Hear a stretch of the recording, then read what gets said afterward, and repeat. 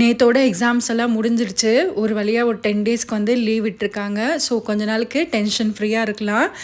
ஒரு வாரமா பார்த்தீங்கன்னா, ஒரு வெரைட்டி ரைஸ் இல்லன்னா புலாவ் இது செஞ்சுட்டு தான் வந்து லஞ்ச் வந்து சமைச்சிட்டுருந்தேன். ஸோ இன்னைக்கு நல்லா சோறு போட்டு, குழம்பு போட்டு பெசஞ்சு சாப்பிடணும் அப்படின்னு வந்து தோணிட்டு இருந்தது. அதனால ரிலாக்ஸா சமைக்கலான்னு சொல்லிட்டு லஞ்ச்சு வந்து கொஞ்சம் ஏர்லியாவே ரெடி பண்ண ஸ்டார்ட் பண்ணிட்டேன்.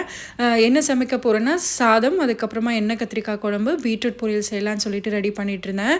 இந்த சாதம் வடிக்கிற ஸ்டாண்ட் பார்த்தீங்கன்னா, மீஷோல தான் வந்து வாங்கியிருந்தேன். ஒரு 3 மந்த்ஸ் ஆயிடுச்சு. நல்லாவே யூஸ்ஃபுல்லா இருக்கு.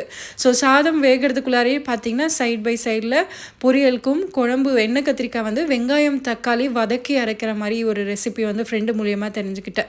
ஸோ இந்த குழம்பு ரொம்ப டேஸ்ட்டா இருக்கும் சாப்பிட்றதுக்கு. ஸோ அதையே வந்து செஞ்சிடலான்னு சொல்லிட்டு ரெடி பண்ணிட்டு இருந்தேன். இந்த எண்ணெய் கத்திரிக்காய் ஃப்ரை பண்ணும்போது, எண்ணெயில போடும்போது தெறிக்காம இருக்கிறதுக்கு ஒரு பிஞ்ச் உப்பு போட்டுட்டோம்னா, அந்த எண்ணெய் கத்திரிக்காய் போடும்போது வந்து அதிகமா எண்ணெய் தெறிக்காது.